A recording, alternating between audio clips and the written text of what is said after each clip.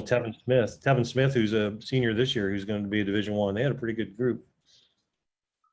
That was pre-offensive line, Julian Pearl, I think. Yeah, pre-offensive line. There's a lot of LBs ago with him, no doubt. Hi, Hey, Coach. everybody. What's going on? Thanks for joining us today. We'll go ahead and get started here with who's our leadoff here with Jeremy. Jeremy, we'll let you lead off and then on down the line. Hey, Kevin. Hope you're well, man. Appreciate it, man. Yeah, so I know it's defensive ends are basically switching to outside linebackers, but can you just give us a job description of what outside linebackers need to do in this defense and what you need out of these players? Yeah, so the system that we're putting in right now, we're pretty multiple on what we're going to be able to do. So they have to be able to rush the passer, they have to be able to drop in coverage, they have to be able to play in the line of scrimmage on 3-man, 4-man front systems. So it's pretty multiple, and the guys have really been enjoying the process. It makes them a lot more marketable.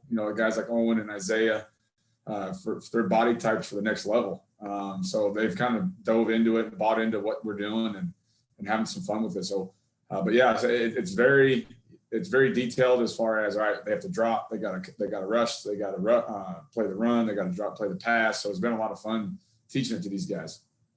So what is the biggest transition going from a 4-man front like they had, hand on the ground, for Owen, Isaiah, Seth, those guys? Like, what's the biggest things you got to transition? That's it. I would say right now, just getting to playing in a 2-point stance is a lot different than them playing in a 3-point. So it's taken some time to get them to get used to the footwork, the fundamentals of stepping with this foot rather than this foot. And, so like they're getting better day by day. And I think they're enjoying it. They can see a lot more standing up rather than putting their hand on the ground. So that's been the biggest, hurdle I would say thus far is just getting them comfortable standing on 2 feet rather than on a 3-point. Thanks, Kevin.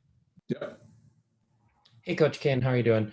You've talked a little bit about what their responsibilities are going to be with Owen and Seth and Isaiah, but what have you kind of seen from them, I guess, in these first couple of days outside of the basic fundamentals of stepping with the right foot first, like you said?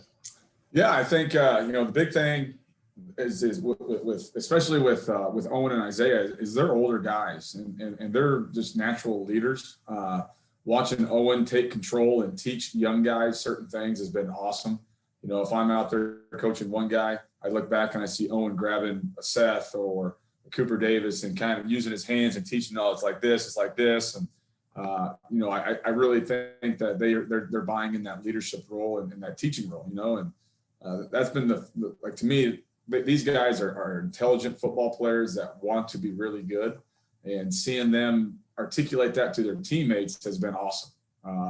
And I think it's going to carry over to the younger generations. And when they get to that point of being the older guys, to keep teaching the younger generations. And I think we're like with what we're trying to do here with Coach B is we're stacking days. And as we continue to build this thing, that's what you want to see. You're going to play your best football as a senior, and you see these seniors teaching these younger guys kind of the ins and outs of the position, the techniques, and just how to play the game. How important is it that these guys are teaching the younger players from just like a football standpoint, not like a greater macro program standpoint, as they're learning something totally new? It's great. I mean, there's certain fundamentals. I've coached linebackers, I've coached safeties, I've worked with the D-line before in my past, but there's certain things that they like to do and they have a better knowledge of than I do sometimes. So they're teaching them certain things. Hey, do it like this. And I think that's awesome. And they're still learning. And that's been some things, again, I've been most impressed with is how quickly these guys are grasping the concepts that we're doing. Like they are very smart individuals, and they've been able to, we're only 2 practices in, but tomorrow we put full pads on. We'll see what it looks like when we're actually, striking some people. But they've been very, very great as far as learning this defense and the techniques that we want to learn. And now, and since they got that down, then teach these young guys what to do. Hey, Kevin, good to see you. Those 5 guys who are listed as OLBs, can you kind of take us through the process of how those guys were kind of selected to make that transition from being listed as defensive linemen to moving into more of the outside linebacker role? What went into it for you and anybody else who kind of helped make that decision, I guess? Yeah, so when we first got here, we watched all of our guys from last year's season, and as we kind of got hired here, and Coach B that was very strategic in what we did with our players right when we got here.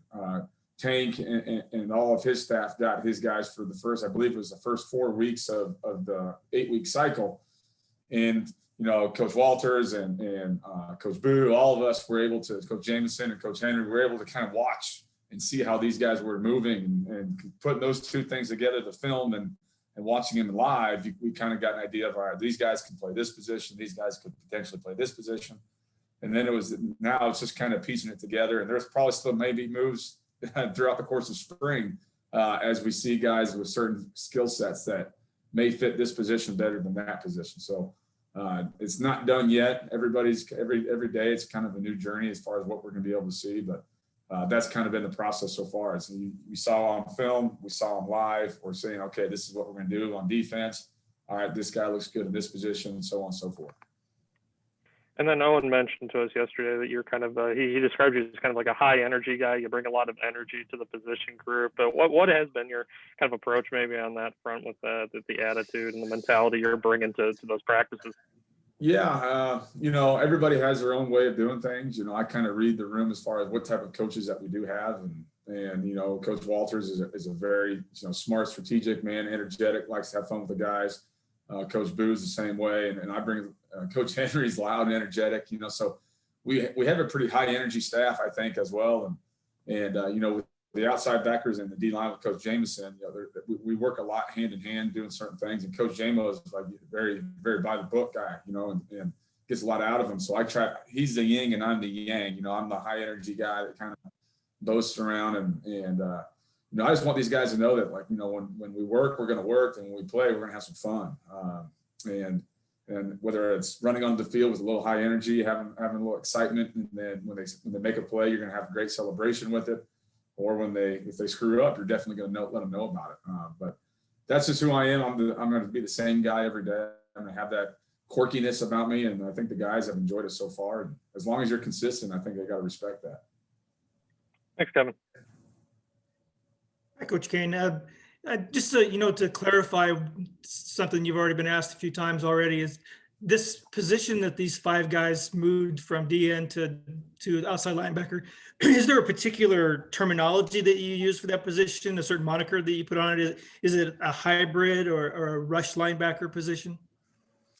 No, I mean, it's just strictly, they're going to be outside backers. They're the outside part of our core right now. And there's certain skill sets that we're looking for. They have to be able to rush the passer. They have to be able to play in space, and they still have to be stout enough to stop the run. So, I mean, we'll come up with some fun names along the way. They got to earn that right, though.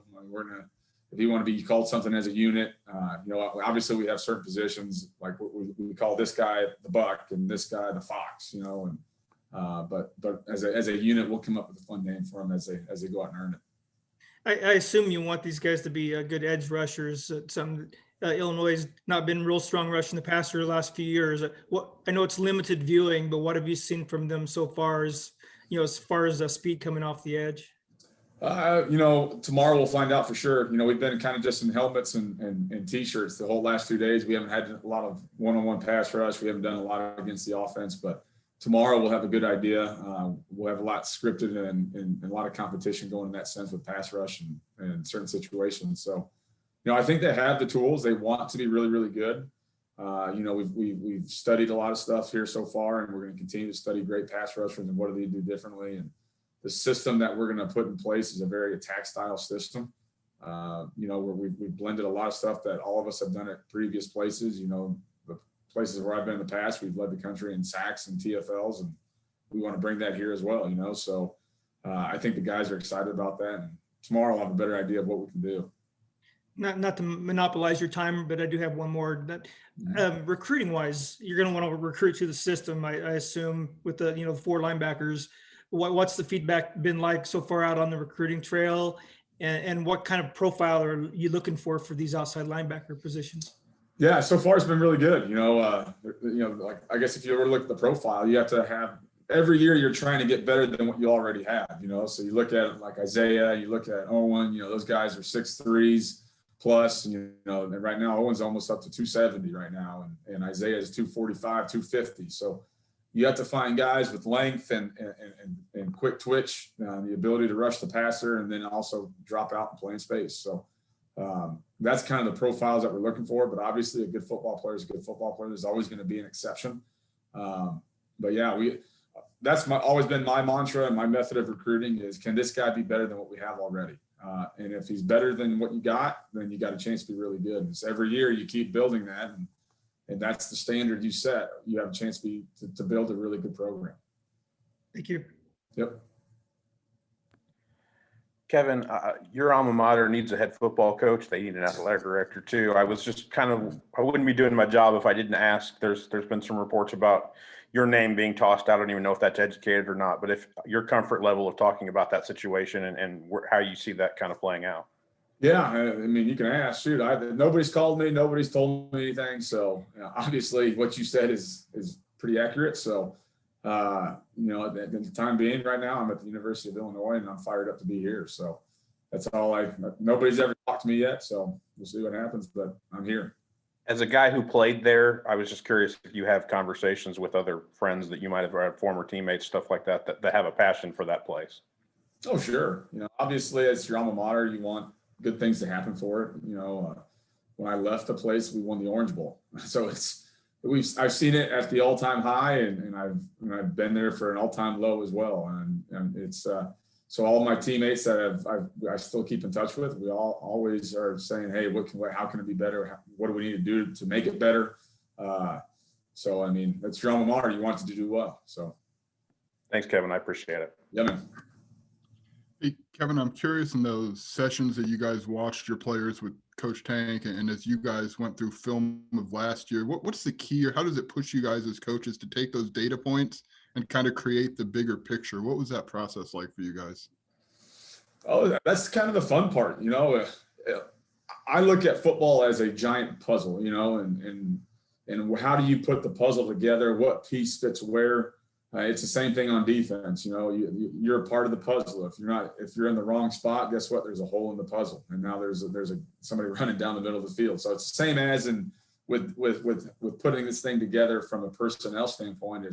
Is first off, what do you want the puzzle to look like, and then how do we find those different pieces? So I think everything that Tank's been doing downstairs and his staff, and then you know how Coach Bielema has implemented this thing and what we want to accomplish, and it's a work in progress.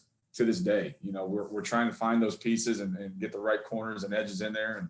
And, you know, we're taking those data points and we're matching it to this and trying to match that to what our scheme wants to be like. And that's the fun part though. I mean, we're putting these guys in the right position to have success. And that's always going to be the you know, the common denominator is how can we be successful? And is this what's going to be the best thing for this individual and for this team? And then how, if at all, does your coaching style change? I mean, you got guys who are adjusting to a kind of a newer position with this group of 5 guys who are defensive ends versus, you know, a system down the road where you have guys who are already kind of acclimated to that. What do you do differently, if anything at all? Well, you teach them and you talk, and you communicate with them. I don't think I'm not going to change my style of how I coach or how I do anything. I'm going to read the room. I'm going to adapt a little bit, but I am who I am. And I think those guys have come to realize that, you know, I'm going to treat guys with respect, you know, and treat them like men and until they have to be otherwise. But, you know, I think as the system grows, you still got to teach kids, you know, that's college football. Guys leave, new guys come in, and the cycle repeats itself. And it's good for the older guys to continue to hear the old stuff that they think they know already and listen to it again. And that's how they get better. So we're going to continuously teach the fundamentals of football and the fundamentals of our scheme. We're always going to continue to sharpen the knife as far as what we're doing. But teaching that to these guys is always going to be, it might get boring, it might get repetitive, but we're going to continue to do that. Thanks, Kevin. Really appreciate it. Yeah. All right, Coach. I think that wrapped up everybody's questions today. So appreciate your time. Thanks for joining us. All right, guys. Freaky Friday. Have fun. All right. Thanks, everybody, for your participation. Tomorrow's open portion of practice is 11 to 11:15. So 11 to 11:15 tomorrow at Memorial Stadium. So thanks, everyone. Have a good evening. Thanks. See you.